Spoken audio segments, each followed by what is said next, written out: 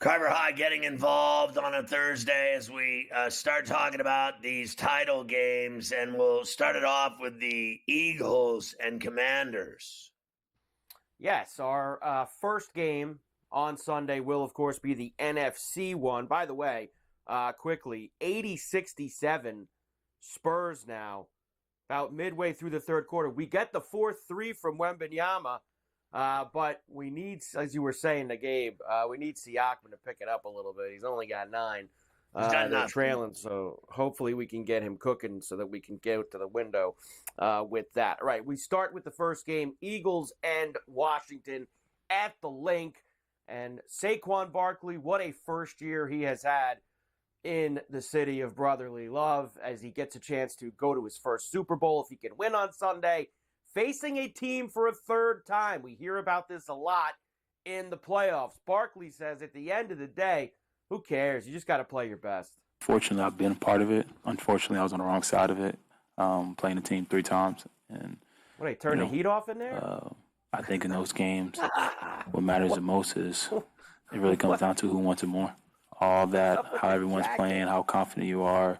I've been on the side where we just beat Minnesota, number 2 or number 3 team or seed. I forgot what they were. On a road win, and we came in to Philly with all the confidence that we're gonna come win that football game. And before you know it, we blinked. It was 28-0. So these games gonna come down to what football's all about. You got to establish a line of scrimmage, create turnovers, don't turn the ball over, make explosive plays, and find a way to get in the end zone and stop them from getting in the end zone. So everyone could get caught up with the emotions and the vision virals and this stuff like that. All that stuff is just nonsense. It don't matter. It matters what you do on the football field. Yeah, I don't really believe any of that. Look, I saw the Commanders play them and turn the ball over 6 times and still win the game. I have never in my life seen a team turn the ball over 6 times and win a football game in the National Football League, except that game. And the game that they lost in Philly was 26-18. Both games were epic. I think this game's going to be epic. Obviously, he is the difference maker for the Eagles, and only him. I got to be frank. I'm not afraid of anyone on that team.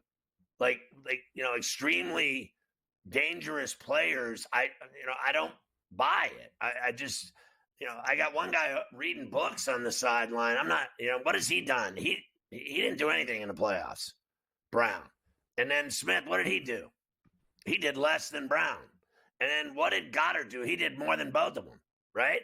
And then their quarterback's all banged up. He had a concussion. Now he's got a bad knee.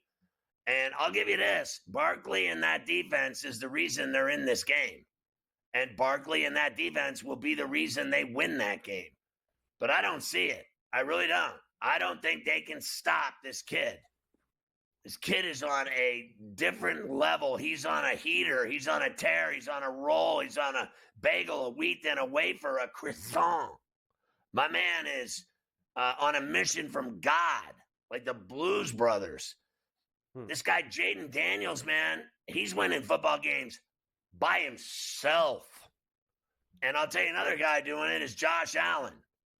Give me the Commanders and the Bills, and let's all sleep better at night. I've had enough of this other nonsense. I've already seen the Eagles and Chiefs once. I had enough of it.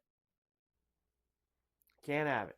Nobody wants to have that again. That's for sure. On the Washington side of things, of course, one guy's been there for a while through the pretty bad times in Washington, and now is there for some of the good times. That is wide receiver Terry McLaurin, who's had a huge year, of course, with Daniels.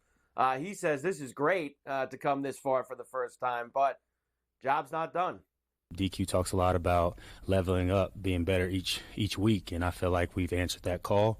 And it's going to take our best this week to be able to win in Philly. So it's been great to be a part of this, but we're not really celebrating or reminiscing because the job's not done yet. So we're looking forward to the challenge this weekend, but I'm proud of the way that we have just continue to get better each and every week, and we still don't feel like we've reached our ceiling. So to feel that way in this part of the season, you couldn't ask for more. So everything we want still out in front of us, but we're focused on preparing the White Ray so we could go into this game fully ready to go. I got to tell you, Mike, I think the key for me is that, there is an edge for the Eagles playing at the Linc. They're really tough at home. There's no doubt about it. And I think that the Commanders have to be in a vacuum a little bit when they get into that, building, when they get on that field. And when they're warming up and everything else, and they're going to get a lot of abuse, and they're going to get a lot of heat, they're going to get a lot of foul language, they're going to get a lot of hate and vitriol. But I think that it really, to me, boils down in, the horse blinders. Ignore everything. Don't get caught up in any of it, and then go out and be you. Because what I've seen is they just went into a place that's every bit as hostile as the Linc. Every bit. It's louder. It's indoors. It's louder inside Ford Field than it is outdoors at the Linc. Outdoors, they scream and yell, and it goes into the air. Inside, it's like you're in a box, and it's painfully loud and annoying and disturbing, and it'll throw you off your game. And they beat the living shack out of the Lions. I mean, didn't everyone say the Lions are better than the Eagles? Who was the number 1 seed? And they put 45 in their tuchus. They have to ignore the Linc, and they have to go out and be themselves and play football the way they've been playing. Because they've been playing, in my opinion, unequivocally, better than the Bills, better than the Chiefs, better than everybody. The best team in the NFL playoffs this year has been the Washington Commanders. They've been the most exciting. They went down to the wire at Raymond James, and they won that game, and a guy kicked the ball off the upright and still went in with his OCD. The whole thing was magnificent. What a game. Then they go, and they just punch the Lions in the throat and steal their women and children. And now they're going to do the same thing in Philly. You can just feel it coming, can't you? You feel it. You can feel it coming, and part of the reason why, as you've been mentioning, is because of Jaden Daniels. Here he is. He's got a chance to do something. He weighs 40 pounds. Been done before. A rookie quarterback to start in the Super Bowl. It has never happened. I actually have the list. I'll give it to you after the break of the 6 before him who failed. But here is Daniels on potentially being the first to get to do that. What would it mean to you if you were the first rookie quarterback to take a team to the Super Bowl? Man, I'm not even thinking that far. It will obviously be a blessing, but I'm just focused on how can I be better day by day. Oh, very humble. I mean, honestly, very how humble. pathetic was that answer? Like, I would have been like, humble. You remember? Do you remember Joe Namath? Joe Namath was sitting around at a swimming pool naked with a swimsuit on with his hairy chest, and he had every chick in America wanted to have sex with him, and he knew it. He had a tan. He was in Miami. He had it all going, laying out, copping rays, pearly whites, beautiful as they come. I mean, sexiest man alive. Like, just admit it. Admit it. What would it mean to you to be the first rookie to go to the Super Bowl? That's badass. Are you kidding me? What I would have said is, literally, I would have said this. If I get this done, I'm going to make a fortune. I'm going to make a fortune is what's going to happen. He's very humble. He doesn't want to. Jesus loves him. He needs to have a sandwich. He's skinny. He's going to do what got him here. He's going to keep his head down, and he's going to press forward. I will give you some numbers on what the previous rookie quarterbacks did in these title games when we come back. All right, Carver High, give me this rookie list of guys that have made it to the title game. All right, so Jaden Daniels will be the 6th rookie quarterback to reach the conference championship game. Now, the previous 5 went 0-5. Obviously, nobody has been able to do it. Now, who is on that illustrious list? 1999, Sean King for Tampa. 2004, Ben Roethlisberger, Steelers. 2008, Joe Flacco, Ravens. 2009, Mark Sanchez with the Jets. And then 2 years ago, 2022, 3 years at this point, Brock Purdy with the Niners when they lost that game in Philly to the Eagles. So Jaden Daniels, the 6th, with an opportunity and could be the first one to actually get it done and punch his ticket there. Well, you can sit here and think about all those guys. They all had a shot, and, there were a couple of them, I think, that were exciting. I don't think anyone's as exciting as this kid. I mean, honestly, like, this guy stands out like a sore thumb when it comes to his talent, Mike. Like, what we're watching here, like, first of all, I have never in my life seen a guy, I really haven't, who would you say is the closest thing that resembles someone that led 6 comebacks and they scored in the last 10 seconds or in overtime to win a game and also threw a Hail Mary 60 yards for a tutty?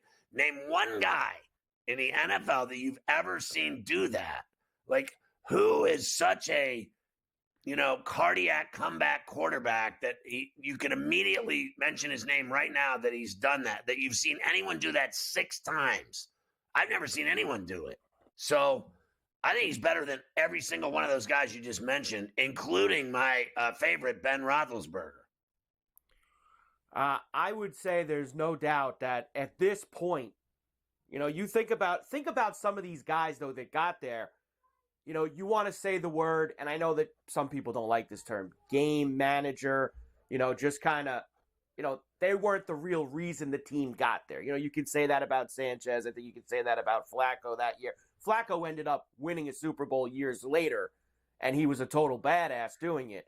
But that first year that they made the title game, he kind of just pushed the offense along. They had a great defense. Even Ben's first year, this. I mean, the Steelers didn't ask Ben to do the stuff he would eventually be asked to do down the road in his first year. It was just drive the car. Just don't crash it. Just drive the car. Daniels has done more than all these guys in his first year in terms of he's elevated the entire franchise. Those guys walked into situations with ready-made teams, and they were rookie quarterbacks taking their team to the title game. This kid has elevated this entire franchise to new heights and gotten them to this spot. I think he's got a shot. A thing that stands out to me about it is the athleticism. I think what we're seeing is right before our very eyes that nowadays, here we are in 2025, we're seeing athletes come along that are faster, quicker, jump higher, do things that we've never seen before. People think that they're all the same, these quarterbacks, through the years, and they're not. They do get better. They do get quicker. They do get stronger and faster, and they are smarter. They're different. We haven't seen an athlete come along like this. Now, people said that Richardson was, this pure, stud athlete, the size and everything about him, right? I don't agree with that. I think he's obviously ripped, but I think this kid is the most athletic thing I've ever seen at the position. And he's as skinny as a rail. He's got no meat on his bones whatsoever, but it doesn't matter because nobody can catch him. Like, he's literally breaking ankles and he throws ropes. He's got it all. And listen, I will say this again, like, there isn't even a comparison for me with Caleb Williams. Caleb Williams, to me, is the prototypical big, strong-arm quarterback that the NFL lives for and that they crave and that they draft. This kid is so different from him. Body, weight, size, strength, speed, everything. He's so different from Caleb Williams. And to me, he's so much better than Caleb Williams, it's not even funny. I think it's going to take Caleb Williams years to go to a Super Bowl, if ever. And this kid, I think, is going to a Super Bowl in 2 weeks. Very possible. I always give you this before Eagle home playoff games, especially the last few years, and that's Hurts at home in the playoffs. He's 4-0, 3-1 ATS. Now, the one loss was last week because they did not cover that game against the Rams. So that was the first time they didn't cover a game. Yeah, I don't think it's because since of Hurts him. has been the quarterback. No, but I since really he's been don't. there, they've been able to get it done with it, whether it's him or the whole team. They've gotten it done while he's been there. Foles was a better quarterback than him. Like Foles did finish the job. I feel like I'm watching I feel like I'm watching a running back play quarterback. I'm not even like I don't feel like he's a quarterback. I really don't. I feel like he's a running back. And to me, Foles was a quarterback, and he won the Super Bowl, and Hurts didn't. Okay, so that's that. So like people can say all they want. You can't even deny there are people that think that he's an average quarterback, that just aren't buying his act. And not only that, I think that Daniels is literally 5 times better than him. I think that in the past 2 years, when they went to the Super Bowl 2 years ago and played Kansas City in that game out in Arizona, I thought he was excellent that year. I thought he was excellent in that game, and not just running. I thought throwing he was as well. I think his body has been beaten up so much the last 2 years that it's deteriorated some of the other things that he was doing well. And I think that's part of why he's not the same quarterback maybe he was 2 years ago. I won't argue with that. We have spent a lot of time this week talking about refs. I've got a lot more ref stats for you that involve this game. Why don't we just hear it from the horse's mouth first? Here is Patrick Mahomes being asked if he gets special treatment from the refs. If you can't hear the reporter in the middle question, in case it's too low, Scotty, he gets asked in the middle, you don't think that it's changed over time, that you've gotten more and more? Here's Mahomes. I don't feel that way. I mean, I just try to play football at the end of the day. The referees are doing their best to call the game as fair and as proper as they possibly can. And all you can do is go out there and play the game that you love as hard as you can and live with the results. And so for me, it's to go out there, play hard, try to do whatever I can to win the football game. And then live with the results based off my effort and the way that we played the game. And so I think that's what we preach here in Kansas City. Does it feel any different for you as a veteran now, though? Do you eventually earn the benefit of the doubt at some point in your career, or has it been the same the whole time? I haven't felt any different. You get new referees every year. You get new circumstances, and you never can really tell because every play is different. That's what makes the NFL so special. And so I feel like I just continue to play the game, and I just try to win. And whatever happens, kind of happens. Oh, he's so full of Shaq, this guy. Are you kidding me? He knows he's an actor. I mean, he should already have 2 Academy Awards for last week. He told local radio in Kansas City, your boy Carrington Harrison, that he maybe shouldn't have stumbled and flopped so hard on that. Remember the one play on the sideline? Now, he didn't get a flag on that one. Remember the play where he kind of fell out of bounds? Yeah, of course. Did like an extra tumble? Flop. He did say that he felt he probably shouldn't have done that, taking that little extra stumble out of bounds. Now, I have this number for you that I found that I thought sums this up even more with his quote that he just made there. Penalty numbers from the last 11 Chief playoff games, just the last 11. The Chiefs have been called for 36 penalties for 319 yards.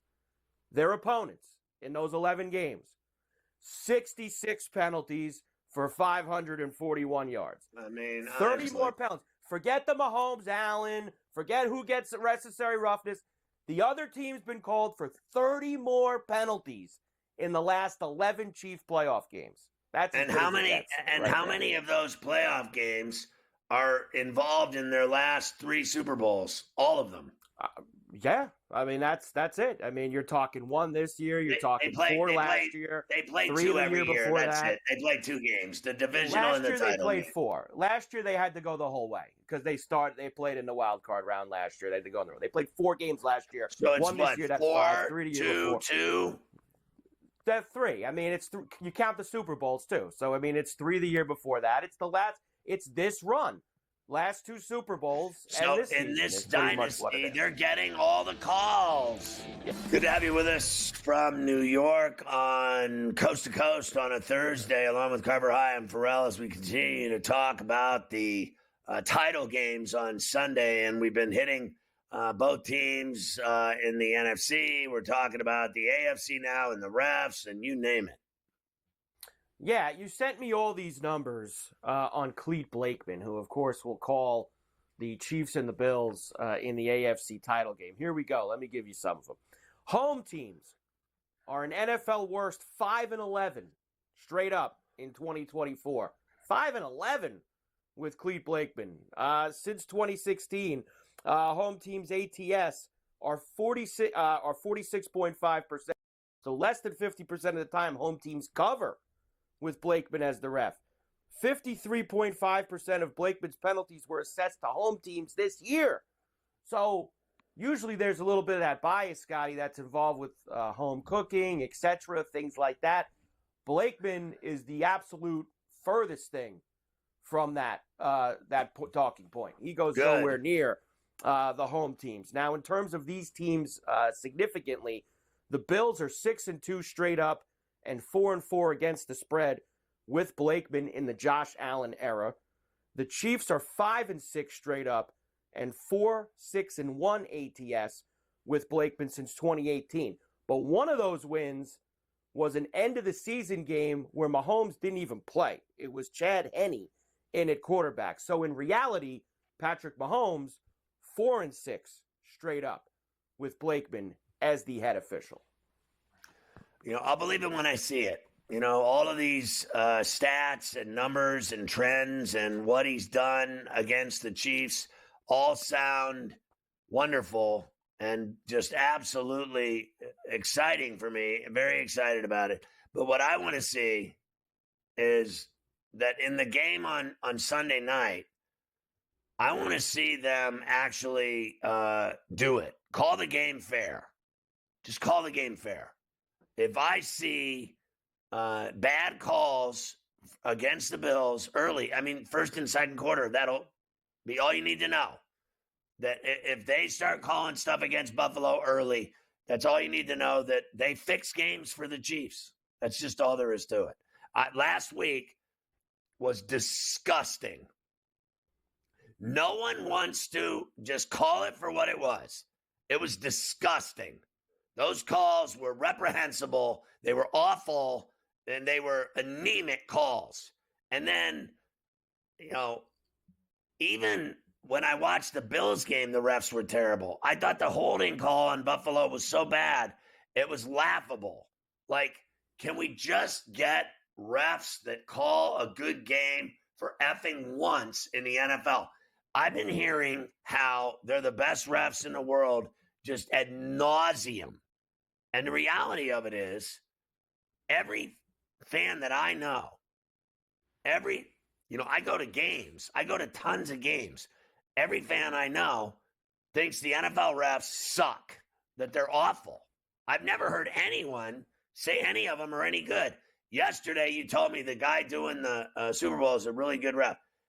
My ass. I don't believe any of them are good. I think they're all awful.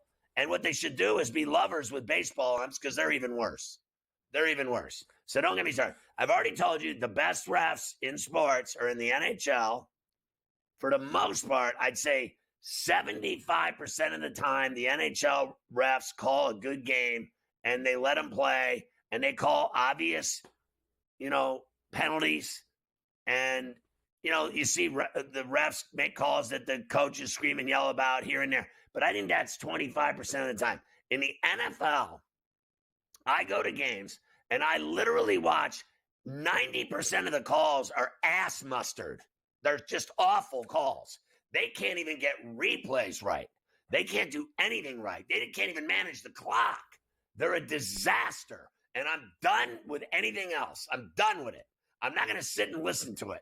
Watching an NFL game is like getting your head bashed in with a hammer.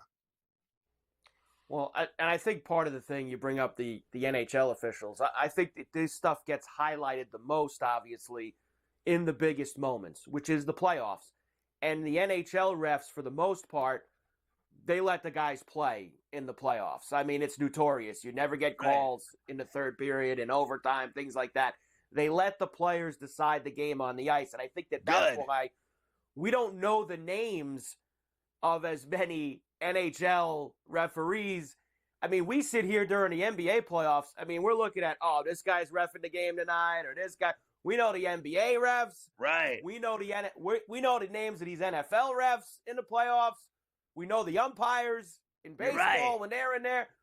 You couldn't pick these NHL refs out of a lineup and I know people will say that's because you guys watch hockey, nobody else does. Well, guess what? That's not true. It's because they don't determine the games in the biggest moments. That's why we don't know them. Players do, and that's why the Stanley Cup's the hardest trophy to win. Boom, mic in drop. That spot. There you go. When you talk about guys who have a lot of pressure on them this weekend, obviously we know Josh Allen, legacy, things like that, needs to finally beat Patrick Mahomes and the Chiefs. But I think you could put Sean McDermott in that boat as well, because he's also had several bites at the apple to try to finally get past these guys. I watched this whole thing yesterday. I watch McDermott a lot, as you know. He looks, I don't know if it's just that he's focused or he's tight. I don't know what it is, but he ain't having any of it this week in terms of the media. He don't want to talk to nobody. Yeah, we've got to take them one game at a time, just like the regular season, and stick with our process and be consistent with it, quite honestly. Is it harder to do, though, considering the circumstances and the stakes this time? I think when you know who you are and you know what works for us, it's a lot easier. If you have to adjust things this time of year, then it gets more difficult, perhaps. But we've been taking the same approach rather consistently all season. No answer was over 15 to 20 seconds. This is a guy that usually, expounds and gives you a little something. He was just very direct to the point, quick, wanted to get the hell out of there. Tight as a drum or laser focused. You decide. So one of the Bills linemen has a plan for what's going to happen here this weekend. What's his plan?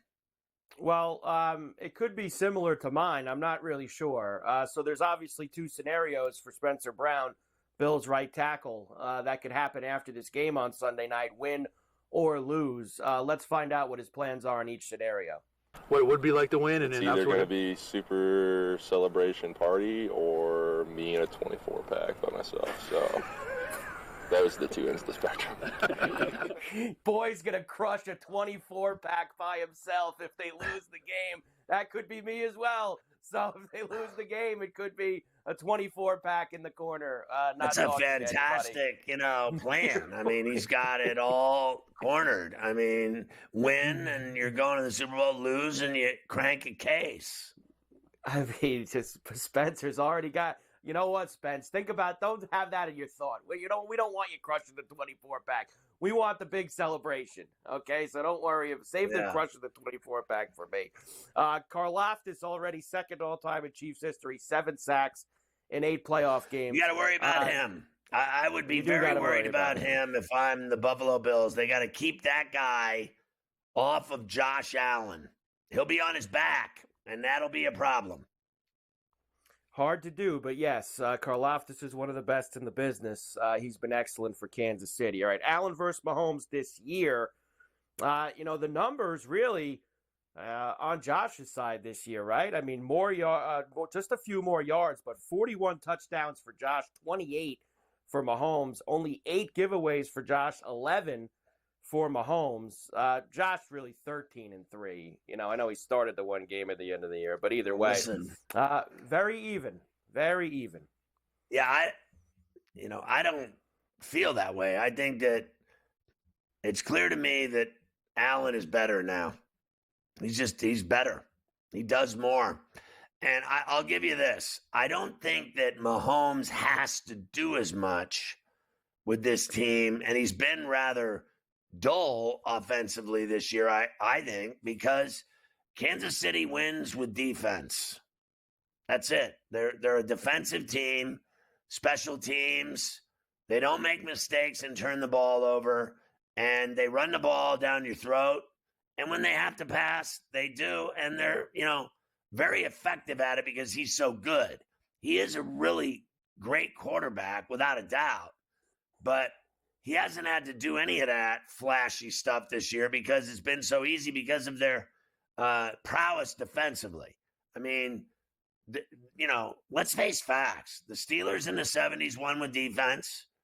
the Bears in 85. I've mentioned this over and over and over. The best teams that have ever played the game, that have ever won Super Bowls, in my view, have all been great defensive teams.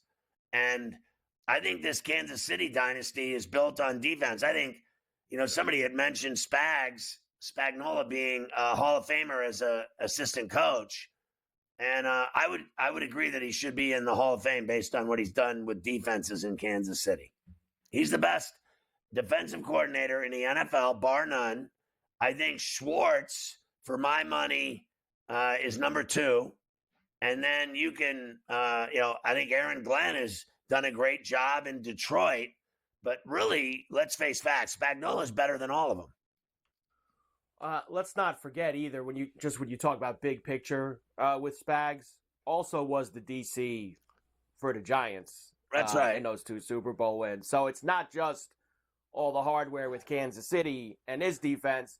He was the DC of that as well.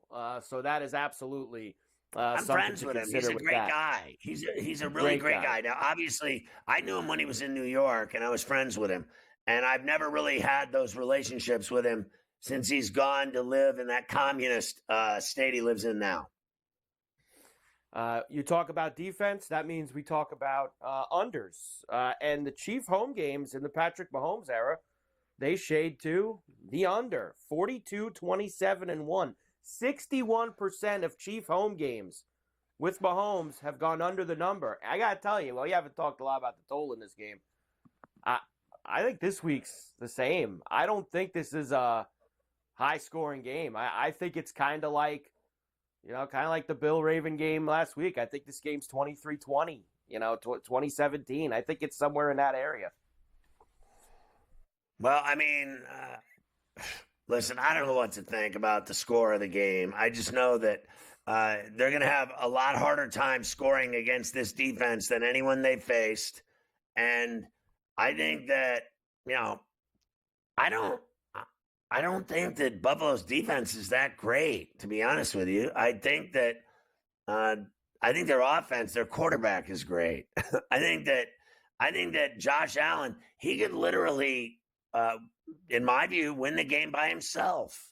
The way he runs the ball, like his touchdown runs, inside the red zone, inside the 5-yard line, in 4th and 1 situations. And you know what I mean? This guy is unstoppable. He just does whatever he wants and gets away with it because he's so good. He is dominant by himself.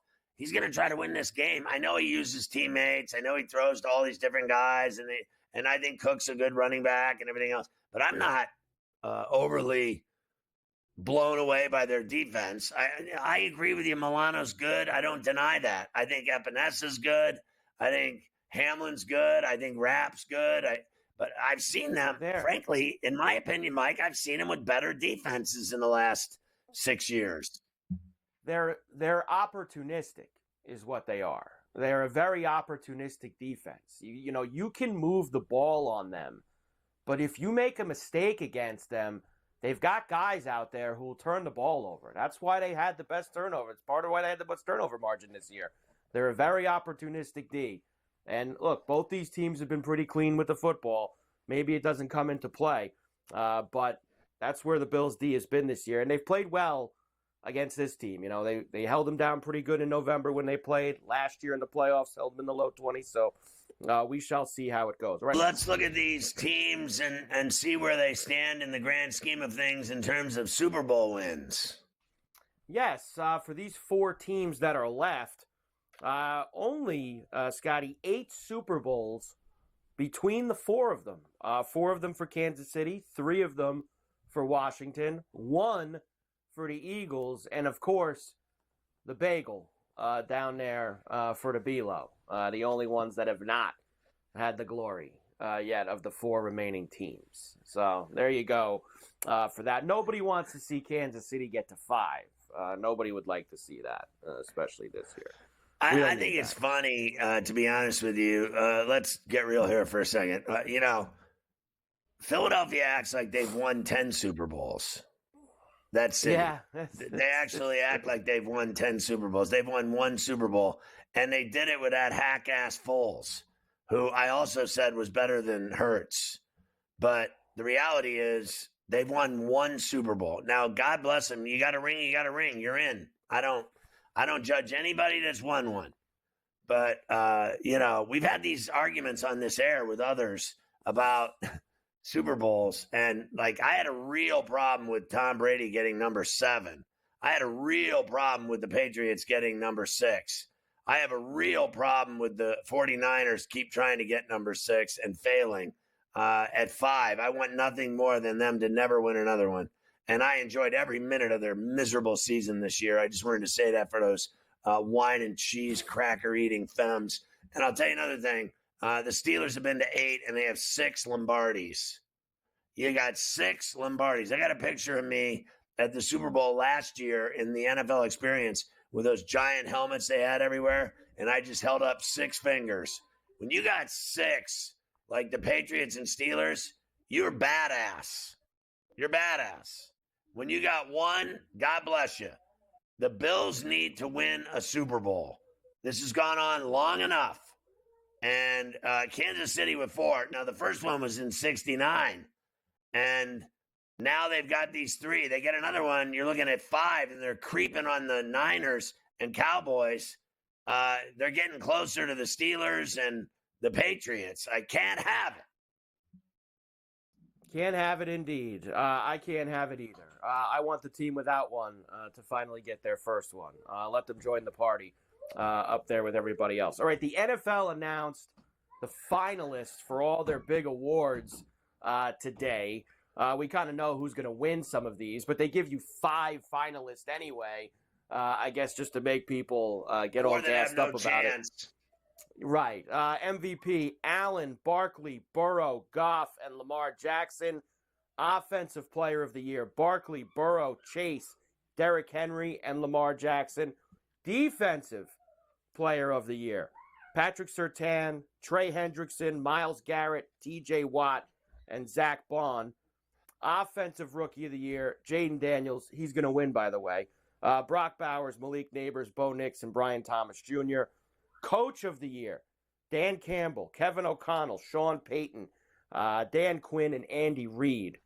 Comeback Player of the Year, Joe Burrow, Sam Darnold, J.K. Dobbins, DeMar Hamlin, and Christian Gonzalez. Your finalists so they don't, for the awards. None of it includes the playoffs, so you can't give Dan Quinn the Coach of the Year for what he's pulled off and gotten them to the title game. You can't do it. So it's already been decided. I think Campbell's going to get it because they went, 15 wins. That's it. Done deal. Meanwhile, they choked on the hog again in the playoffs.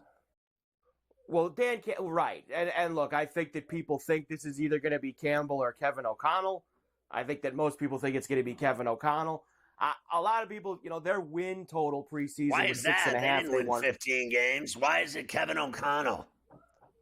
Because a lot of times, and I look at this a little differently also, a lot of times people think who did the most from what they were expected. Vikings win total before the season was 6.5. They weren't supposed to be a 10, 11, 12, 13, 14 win team. He wins 14 games. Like, for me, if I had to pick those 5, I personally would pick Sean Payton because I like giving it to a coach, and actually Dan Quinn too. I would pick either Quinn or Payton. I pick a coach that takes a team that everyone said had no shot at the beginning of the year of making the playoffs. Commanders. And makes the playoffs.